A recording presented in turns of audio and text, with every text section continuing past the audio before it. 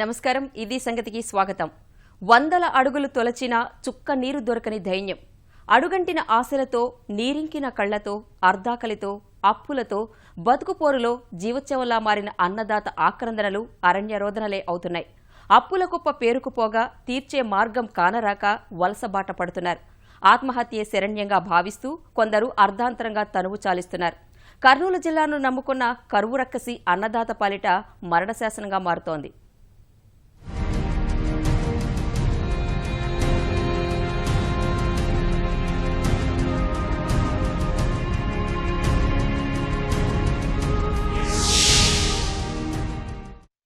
కరుణించని వరుణుడు ఓవైపు, కనికరించని మేఘం మరోవైపు. కనీసం పాతాళంలో ఉన్న గంగమ్మైన చల్లని చూపు చూస్తుందేమో అన్న చిన్న ఆశ.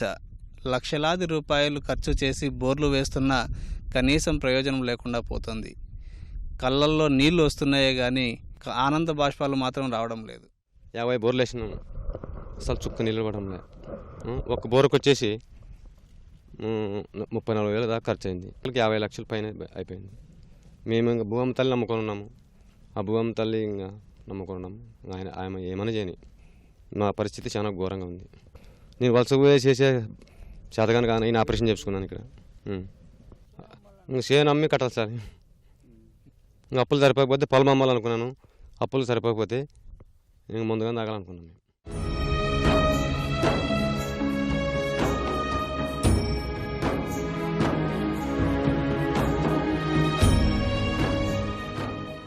కరువు కోరల్లో చిక్కుకున్న కర్నూలు జిల్లా దుస్థితికి సంబంధించి అన్నదాతల ఆక్రందన ఇది. 3 ఏళ్లుగా జిల్లాలో తీవ్రమైన వర్షాభావ పరిస్థితులు నెలకొన్నాయి. చాలా ప్రాంతాల్లో లోటు వర్షపాతం నమోదైంది. పశ్చిమ ప్రాంతాలైన ఆలూరు, ఆదోని, డోన్, ఎమ్మిగనూరు, పత్తికొండ, కోడుమూరు నియోజకవర్గాల్లో వరుణుడు ముఖం చాటేశాడు. దానికి తోడు జిల్లాలో ప్రవహించే తుంగభద్ర నదికి వరద నీరు రాలేదు. వీటి వల్ల రోజురోజుకు భూగర్భ జలాలు పడిపోతున్నాయి.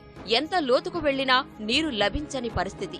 ఉన్న బావులు, బోర్లు, చెరువులు ఎండిపోతున్నాయి. 1000 అడుగులు వేసినా నీరు పడటం లేదు. తీవ్ర కరువు పరిస్థితులతో పాతాళ గంగ పైకి రానంటోంది. భూగర్భం లోతుల్లోకే పరిమితమవుతోంది. ఫలితంగా రైతులు బోర్లు వేసి అప్పులు మూటగట్టుకుంటున్నారు.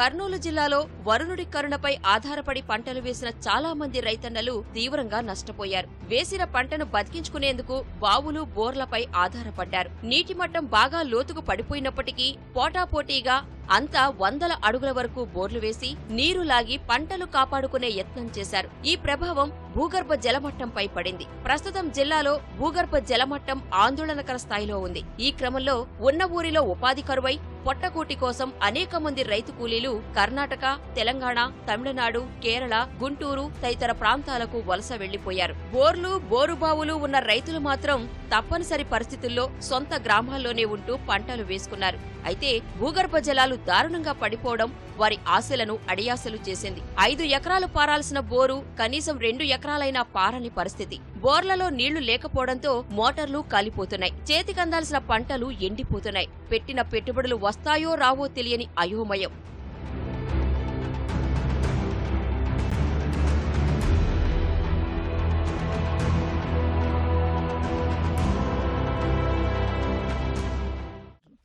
అసలు దీన్ని పెద్ద నాకు లక్షలతో లాస్ అయినాను సార్. ఏదున్నా 1,00,000 రూపాయలు పెట్టుకున్నది కూడా మొత్తం పోయింది. ఒక 6-7 లక్షలు అప్పు మూసుకున్నాను.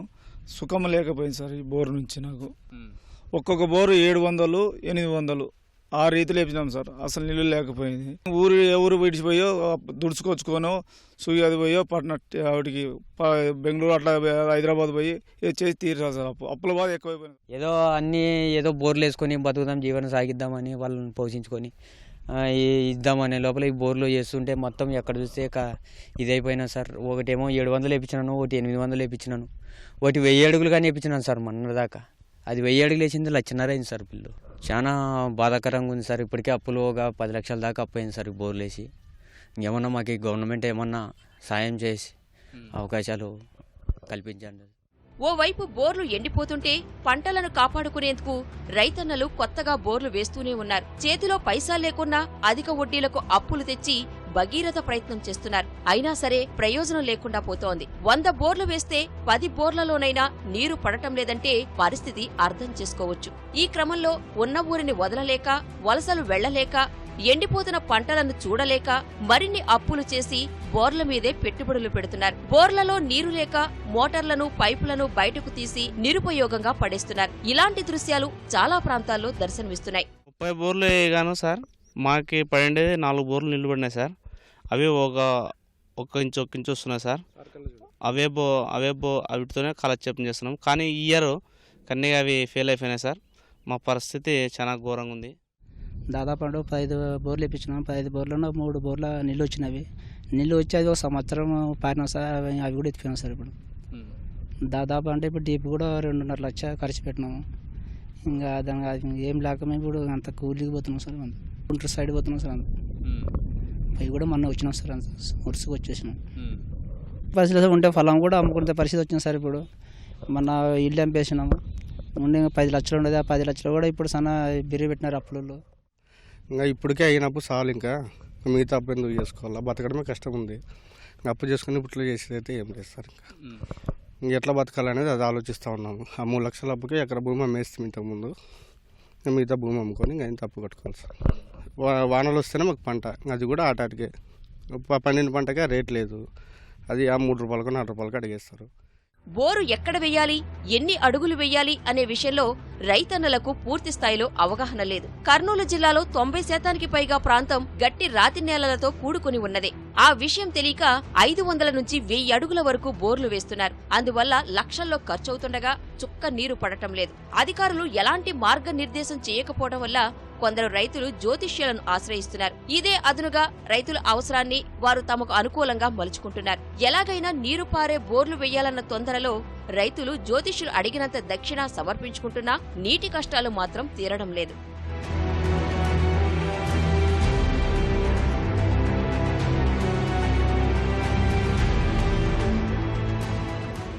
స్వాములను తోలుకొచ్చి చూపించి ఒక స్వామి వచ్చి ఒక బోరు చూపించి కనిష్టం 9 బోర్లు కలిసి 9,50,000 కట్టినాం సార్. నీళ్ళు అయితే లేవు. ఇప్పుడు ఒక దాంట్లో ఒక అర్ధించు వస్తుండే. అవి కూడా రావు ఇప్పుడు. ఇంకా మా అప్పుల పాలైపోయినాము. ఇంకా పొలం అమ్మాలని అనుకున్నాం. మా పరిస్థితి ఇది. ఇంకా అమ్ముకొని ఏం చేయాలనేది తెలియదు. లాస్ట్ పిల్ల తల్లి ముందు తాగి సస్తామా అనే పరిస్థితికి ఉంటాం సార్ మేము. 30 ఏళ్ళ క్రితం 150-200 లోపు చాలు వాటికే. అప్పుడు దాని బోర్ ఖర్చు ఒక 15,000 లోపల వచ్చేది. ఇప్పుడు ఒక బోర్చుకు ₹1,00,000 ఖర్చు పెట్టుకుంటే కూడా నీళ్ళు లేవు. ఈ బోర్లో వేస్తే నీళ్ళు వస్తాయి, ఇంకో బోర్ వేస్తే నీళ్ళు వస్తాయి. ఈ ఆశ పెరిగిపోయింది మాకి. దానికోసం అన్ని బోర్లు వేసి వచ్చింది. ఎన్ని బోర్లు వేసినా నీళ్ళు అయితే పాడడం లేదు. కంప్లీట్ వేసిన బోర్లకు మేము అప్పులు పెరిగిపోయినా తప్ప మేము బాగుపడిన పాపం అయితే ఏం లేదు. ఈ బోర్లు వేసి మా కుటుంబాలే కొంతమంది చనిపోయినారు. అప్పటి నుంచి ఎక్కేసుకుంటే లక్షలతో కూడుకునేది. దాని నుంచి ఈ బోర్ల నుంచి మా పిల్లల చదువులు నాశనం, మా జీవితాలు బాగుపడింది లేదు. పిల్లల్ని మళ్ళీ ఇంకా స్కూల్ పోయే పిల్లల్ని కూడా ఇళ్ళ కాడ పెట్టుకొని వలస తీసుకుని పోతే కూడా అక్కడే ఒక నెల ఉంటుంది. ఇంతమంది జీవితాలు గడపాలంటే నెల ఏమైతే సార్ మాకు చెప్పండి. భూగర్భ జలాల్లో వస్తున్న మార్పులను ఎప్పటికప్పుడు అధ్యయనం చేసేందుకు జలవనరుల శాఖ జిల్లాలో సుమారు 140 ఫిజోమీటర్లను ఏర్పాటు చేసి లెక్కలు సేకరిస్తోంది. ఈ గణాంకాల ప్రకారం జిల్లాలో సరాసరి 10.50 మీటర్ల లోతుకు భూగర్భ జలాలు పడిపోయాయి. బేతంచెర్ల, డోన్, కొలిమిగొండ్ల, కోసిగి, పాములపాడు, ప్యాపిలి మండలాల్లో 20 మీటర్ల కంటే ఎక్కువ లోతుకు చేరుకున్నాయి. ఆళ్లగడ్డ, ఆస్పరి, చిప్పగిరి, గడివేముల, గోనెగండ్ల, గూడూరు, పొలగొంద, శ్రీశైలం, ఎమ్మిగనూరు తదితర మండలాల్లో 8 మీటర్ల నుంచి 20 మీటర్ల మధ్యలో భూగర్భ జలాలు ఉన్నాయి. ప్యాపిలి మండలం యజ్ఞారాంపురంలో 49 మీటర్ల లోతుకు పడిపోవడం విస్మయం కలిగిస్తోంది. డోన్ మండలం కొచ్చెరువులో 47 మీటర్లు, ప్యాపిలి మండలం పిఆర్పల్లిలోనూ 44 మీటర్లకు చేరుకుంది. బేతంచెర్ల మండలం మద్దవరం గ్రామంలో 43 మీటర్ల వరకు చుక్క నీరు లభించటం లేదు.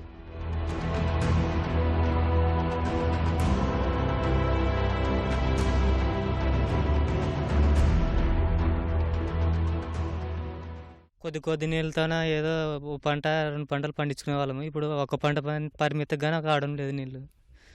ఇప్పుడు మాకే తోచడం లేదు, ఏం చేయాలనేది అర్థం కావడం లేదు. ఇప్పుడు తాగనీకి కానీ నీళ్ళు లేనట్లు అయిపోయింది మా పరిస్థితి. పంటలు ఇప్పుడు మేము వేసినాము మొత్తం ఎండిపోయినాయి. 2 లక్షలు అప్పు పడాను సార్ చేను చేసి పెట్టుబడుల 2 పిల్లలు ఉన్నారు సార్, చదివించుకుంటాను. మా ముద్దాల మూడు కూలి పోయి చేను చేసుకొని బతుకుతాం అంతే. మామూలు పెట్టుబడులు అయిపోతే చేతికేమో రూపాయి రాదు. పెట్టుబడులు 50-60 వేలు పెట్టుబడేదా కరెక్ట్ జరుగుతుంది. పత్తి అమ్మితే ఏమో చేతికేమో రూపాయి రాదు. మన చేతికి కట్టి పోతుంది, కన్నీగా ఏముండదు తప్ప. ఏం మిలుగంటే మీసి మిలిగా.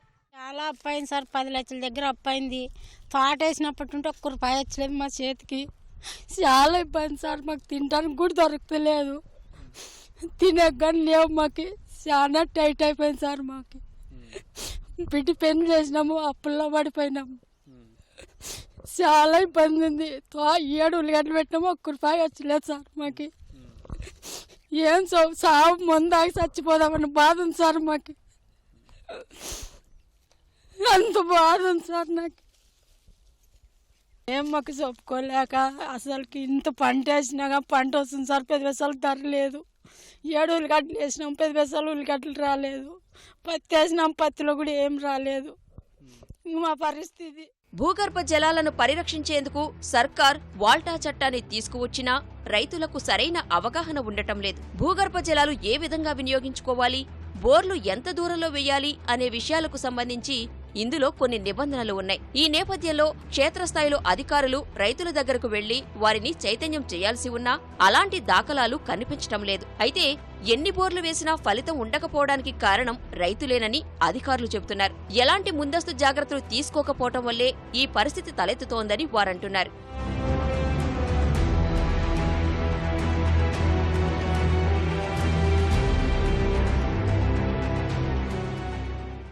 నిర్లక్ష్యంగా బోర్లు వేస్తున్నారు. ఆ బోర్ల వల్ల కూడా బోర్లు ఫెయిల్ అవ్వడానికి అవకాశం ఉంది. అందుకని వాళ్ళు జాగ్రత్తగా శాస్త్రీయ ప్రకారంగా సర్వే చేయించుకొని బోర్లు వేసుకుంటే కొంత ఫెయిల్యూర్స్ని మనం తగ్గించుకోవడానికి అవకాశం ఉంటుంది. 1000-1500 అనేది చాలా చాలా లోతు. అది ఎక్కడో సెకండరీ ఫ్రాక్చర్స్ అవి తగిలితేనే అవి మనకు కొంత నీరు రావడానికి అవకాశం ఉంటుంది. కానీ ఇది అవి సక్సెస్ అవుతాయనేది చాలా తక్కువ పర్సెంటేజ్, ఎందుకంటే చాలా అరుదు. కర్నూలు జిల్లాలో ప్రస్తుత పరిస్థితికి వర్షాభావమే ప్రధాన కారణమైనప్పటికీ నీటి నిర్వహణ పద్ధతులపై అవగాహన లేకపోవటమూ ఇబ్బందిగా మారుతోంది. వర్షపు నీటిని ఒడిసిపట్టే చర్యలను విస్తృతం చేయడం ద్వారా ఈ సమస్యను అధిగమించే అవకాశం లేకపోలేదు. ఇదే సమయంలో ఎవరికి వారు భూగర్భ జలాలు అడుగంటకుండా స్వీయ పరిరక్షణ చర్యలు చేపట్టినప్పుడే ఈ సమస్యను అధిగమించడం సాధ్యమవుతుంది.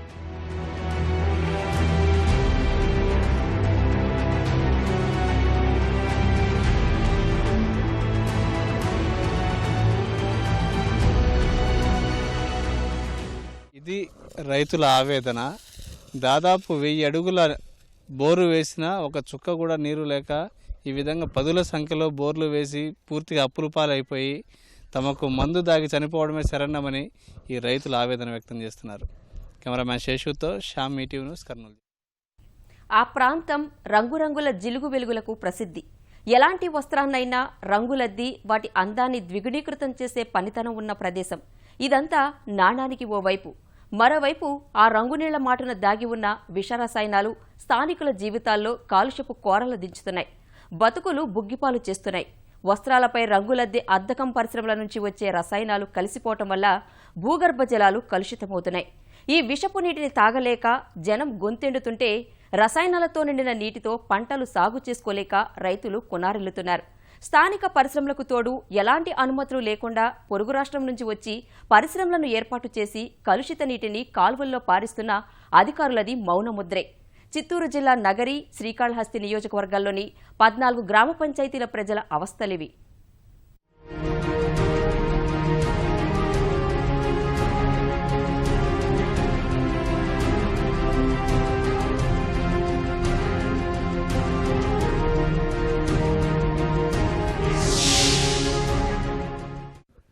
శాఖల మధ్య సమన్వయ లోపం, 15 కోట్ల రూపాయలు వ్యయం చేసి నిర్మించిన ప్లాంటును ప్రారంభోత్సవంలో అధికారుల వైఫల్యం వెరసి చిత్తూరు జిల్లా నగరి నియోజకవర్గ పరిధిలోని 14 గ్రామ పంచాయతీల రైతుల పాలిట శాపంగా మారింది.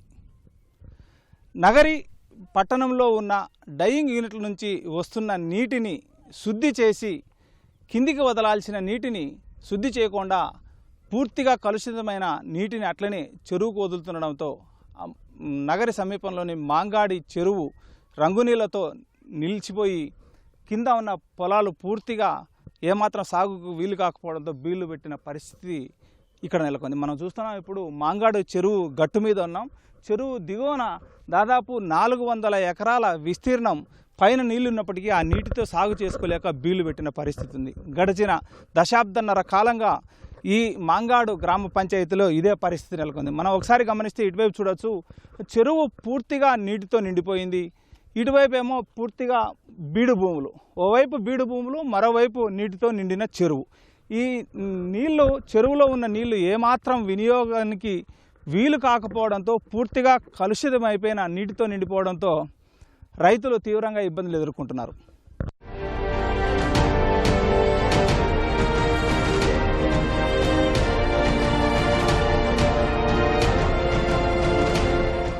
వ్యక్తుల అందాల్ని ద్విగుణీకృతం చేసి ప్రజల హంగులు పెంచే బట్టలకు రంగులు అద్దే పరిశ్రమలు చిత్తూరు జిల్లా నగరి, శ్రీకాళహస్తి నియోజకవర్గ గ్రామాల్లోని ప్రజల జీవితాల్లో రంగు లేకుండా చేస్తున్నాయి. రాష్ట్రంలోని అన్ని ప్రాంతాల సమస్యల్ని ప్రస్తావిస్తూ ప్రత్యర్థి పార్టీల్ని ఉక్కిరి బిక్కిరి చేసే సామర్థ్యం ఉన్న నేతలు ఆ నియోజకవర్గంలో ఉన్న ప్రజల సమస్య మాత్రం తీరటం లేదు. ఉద్దండులైన ప్రజా ప్రతినిధులున్నా 10 ఏళ్లకు పైనే సమస్యకు పరిష్కారం దొరకటం లేదంటే పరిస్థితి ఎలా ఉందో అర్థం చేసుకోవచ్చు. తలచుకుంటేనే వెంటనే పరిష్కారమయ్యే సమస్యను ఇంతకాలం సాగదీస్తూ వచ్చారు. ఇంకా పరిష్కారానికి నోచుకోకుండానే ఉంది.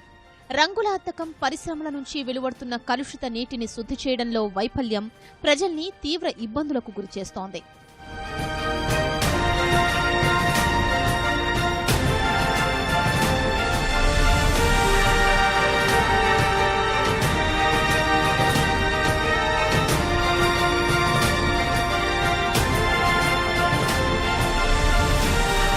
ఇప్పుడు హెల్త్ ప్రాబ్లం వస్తూ ఉంది, ఫిజికల్ హ్యాండిక్యాప్ సోర్సెస్ అన్నీ వస్తూ ఉంది. దాని గురించి ఎన్నోసార్లు ఎమ్మెల్యే లెవెల్లో అందరి లెవెల్లో పోయింది, కానీ ఎవరు యాక్షన్ తీసుకోలేదు. ఇది ఇప్పుడు మళ్ళీ సెకండ్ మన శ్రీకాకుళం లాగా కానీ తయారవుతే నగిరే అప్పుడు పబ్లిసిటీ అవుతుంది ఇండియాలో. శ్రీకాకుళం ఎట్లా మన ఈయన గారు ఆయన హైలైట్ చేసి దాన్ని సబ్జెక్ట్ తీసినాడు, అలాగే మన నగిరి నుంచి కూడా మనం చేసినామంటే మన ఇండియా లెవెల్లో ఒక నగిరి టౌన్ అనేసి ఒక బయటపడుతుంది. ఈ రంగు నీళ్ళ వల్ల భూములు ఇంకిపోయిన దానివల్ల తాగేదానికే నీళ్ళు లేదు. నగర్లో ఒక క్యాన్ తీయాలంటే 10 రూపాయలు పడతా ఉంది. మేము దినము 10 రూపాయలు పెట్టి నేను కొనుక్కుంటాను.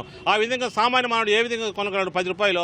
ఆ నీళ్లు తాగాడనుకోండి, శుద్ధి లేని నీళ్లు తాగితే కిడ్నీ ప్రాబ్లం వస్తూ ఉంది, మనుషులకి కీళ్ళ నొప్పులు వస్తూ ఉంది, ఎన్నో అవయవాల లోపాలు ఏర్పడతా ఉంది. రంగు నీళ్ళకి ప్లాంట్ కట్టారు, ఎన్నో కొన్ని లక్షలు పెట్టి ప్లాంట్ కట్టారు, ఎన్నో పెట్టి కట్టారు. కానీ ప్లాంట్ కట్టి ఏం ప్రయోజనమైంది?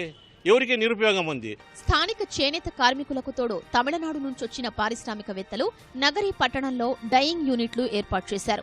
తమిళనాడులో రంగుల అద్దకం పరిశ్రమపై నిషేధం ఉండటం వల్ల పొరుగున ఉన్న నగరి పట్టణంపై దృష్టి సారించిన తమిళనాడు చేనేత పరిశ్రమ యజమానులు అధిక సంఖ్యలో తరలివచ్చి భారీగా అద్దకం పరిశ్రమలు ఏర్పాటు చేశారు. వీటి వల్ల లక్షల లీటర్ల కలుషిత నీరు వీధుల్లో ప్రవహిస్తోంది. నగరి పరిధిలో 104 రంగుల అద్దకం పరిశ్రమలున్నాయి. 1 కిలో నూలుకు నిర్దేశించుకున్న రంగు అద్దాలంటే సుమారు 70 నుంచి 80 లీటర్ల నీటిని వినియోగించాల్సి ఉంటుంది. ప్రస్తుతం నగరిలోని పరిశ్రమల ద్వారా రోజుకు సుమారు 36 లక్షల లీటర్ల మేర రంగు నీరు బయటకొస్తున్నట్లు కాలుష్య నియంత్రణ మండలి అధికారులు నిర్ధారించారు. ఇలా అద్దకం పరిశ్రమల ద్వారా వెలువడుతున్న రంగు నీరు మొత్తం బయటకు ప్రవహిస్తూ చెరువుల్ని నింపేస్తుండటం వల్ల భూగర్భ జలాలు కలుషితమవుతున్నాయి. నీళ్లంతా వైట్గా వచ్చినా కానీ దాని ఎఫెక్ట్ మాత్రం భయంకరంగా ఉంది. దాని నోట్లో పోయిన కాదు, ఆ నీళ్లు భయంకరంగా ఉంటుంది. నోట్లో పోసే నీళ్లు కొద్ది రోజులు శరీరం మీద పోసుకుంటే లైట్గా దురదలు రావడం కూడా ఆరంభిస్తుంది. అందువల్ల దాన్ని మాఫీ చేయాల్సిన అవసరం ఎంతైనా ఉంది. పొలాల పంటలు కూడా రాలా బటంగా, అంటే ఎర్రగా వస్తుంది, పంటలు సరిగా అవే జబ్బులు ఎక్కువ వస్తుంది. తాగేదాని నీళ్ళు ఉప్పుగా ఉంది, తాగే నీళ్ళు బాగలే. ఆ నీళ్ళు సాయపట్ట నీళ్ళు గురించే జబ్బులు ఎక్కువ వస్తుంది. ఇప్పుడు ఈ ఊరు ఫుల్గా ఉన్నది, పలానా మాగాడని పేరుపోయినది హాస్పిటల్లో. రసాయనాలతో నిండిన రంగు నీరు కాలువల ద్వారా గ్రామ పంచాయతీల పరిధిలోని చెరువులకు చేరుతున్నాయి. ఆ నీటి ద్వారా పంటలు సాగు చేసుకుంటున్న రైతులు పంటలు పండక తీవ్రంగా నష్టపోతున్నారు. పంటల దిగుబడి రాకపోవటమే కాదు, కలుషిత నీరు పెట్టిన పొలాలు చౌడు నేలలుగా మారుతుండటం వల్ల రైతులు తీవ్ర ఆవేదనకు గురవుతున్నారు. జాబ్ డైయింగ్ వల్ల కావచ్చు, ఈ పొల్యూటెడ్ వాటర్ కావచ్చు, మొత్తం 40 ఎకరాల చెరువు పూర్తిగా పొల్యూట్ అయింది. ఆ పొల్యూట్ అయిన దానివల్ల చెరువులో దాదాపు 300 ఎకరాలు ఉంది. చెరువు ఆయకట్ట కింద 300 ఎకరాలు, సుమారుగా 600 ఎకరాల పైన ఒకే సెంటు కూడా పూర్తిగా పంట నాశనం అయిపోయిన పరిస్థితి మాత్రం ఉంది. చాలా స్పష్టంగా కనబడతా ఉంది. అదేవిధంగా డ్రింకింగ్ వాటర్ పూర్తిగా పోయింది సార్. హ్యాండ్ పంప్ కావచ్చు, సోలార్లో కూడా పోతా ఉంది పంచాయతీలో. ఏదైనా కూడా కానీ వాటర్ అయితే తాగేదని శుద్ధంగా పనికే రాదు. పూర్తిగా అయితే పంట అయితే కోలుకోలేని పరిస్థితి. మాకు కొంచెం తొందరగా దాని క్లియర్ వాటర్ తాగే వాటర్ మొత్తం ఉప్పు తెలిపోతుంది. కొంతకాలం పోతే మా ఊరే నిలవు సార్. 6 పంచాయతీలు డ్రైనేజ్ నీళ్ళు వచ్చి పడిపోతాం సార్. సాయి నీళ్ళు సింద్రపడి, ఏకాంబరకుప్పం, కొత్తపేట ఇవన్నీ వచ్చి మా చెరువులో తెచ్చి పడేస్తున్నారు సార్. నేరుగా కాలువ తీసి పెట్టేసి చెరువులో తెచ్చి వదిలేసినారు. భయంకరమైన స్మెల్. అట్ట పక్క పోనప్పుడు పైరు చేసి మొత్తం బీడు పెట్టేసినాం. వరి పైరులు నాటుతానన్న 10 రోజులకంతా బాగా గొప్పని తిరుగుతుంది, అట్టే చచ్చిపోతున్నది. అది సార్ నష్టమే సార్. ఎక్కడ పెట్టిన పైరు కోసేది లేదు, నష్టం లేకుండా ఇంకేముండదు, మొత్తం పోతున్నది కదా. ఈసారి అందరూ ఆపేసినాం. రంగుల కాలుష్యం దెబ్బకు భూగర్భ జలాలు కలుషితమై 100 ఎకరాల భూములు బీళ్లుగా మారి రైతులు అన్నమో రామచంద్ర అంటూ వలసపోయే పరిస్థితులు నెలకొన్నాయి. తాగునీటి సమస్య మరింత జటిలంగా తయారైంది. తాగునీటి అవసరాల కోసం వందల రూపాయలు పెట్టి నీటి క్యాన్లు కొనుగోలు చేయలేక, కలుషిత నీరు తాగలేక సామాన్య ప్రజల ఇబ్బందులు అన్నీ ఇన్ని కావు. నగరితో పాటు 2 నియోజకవర్గాల పరిధిలోని 14 గ్రామ పంచాయతీల్లో ప్రజలు రోగాల బారిన పడుతున్నారు. మనుషులైతే నీటి సంగతి తెలిసి వాటి జోలికి పోకుండా ఉన్నారు. ఇవేవీ తెలియని మూగజీవాలు ఈ నీరే తాగి మృత్యువాత పడుతున్నారు. నగరి పట్టణంలోని రంగుల అద్దకం పరిశ్రమలతో ప్రజల సమస్యల్లో దృష్టిలో ఉంచుకున్న ప్రభుత్వం నీటి శుద్ధి కేంద్రం ఏర్పాటుకు ప్రభుత్వం ప్రణాళికలు రూపొందించింది. రోజుకు 4 మిలియన్ లీటర్ల నీటిని శుద్ధి చేసే ఈటీపీ ప్లాంట్ను ఏర్పాటు చేశారు.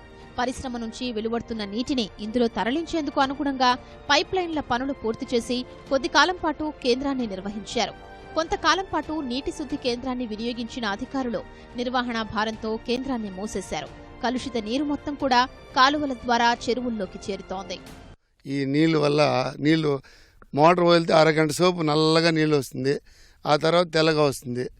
అది నారు వదిలితే నారు మొలవడం లేదు. ఆవులు ఇక్కడే మేపుతాము, అది మెదడు ఈ గడ్డం వాపులు వచ్చి ఆవులు చనిపోతా ఉంది.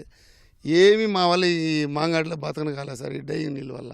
వాటర్ పొల్యూషన్ వల్ల ఆ వాటర్ తాగి జ్వరాలు, కాళ్ళు నొప్పులు, కీళ్ళ నొప్పులు. ఉదయం లేస్తేనే 1 గంట టైం మగ్గాను ఉన్నామంటే కాళ్ళు ఊదిపోతుంది, తర్వాత మగ్గం వేసేదానికి అయ్యేదిలా.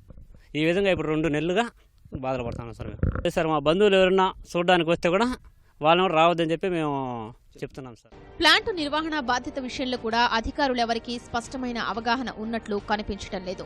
నెలకు దాదాపు 17 లక్షల రూపాయల వరకు విద్యుత్ బిల్లుల రూపంలో ఖర్చవుతోందని అధికారులు అంచనా వేస్తున్నారు.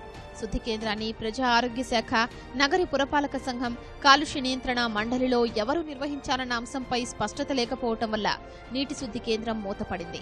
ఈ అంశంపై మల్లగుల్లాలు పడుతున్న అధికారులు సమావేశాలు పెట్టడమే కనిపిస్తోంది తప్ప సమస్య మాత్రం పరిష్కారం కావటం లేదు.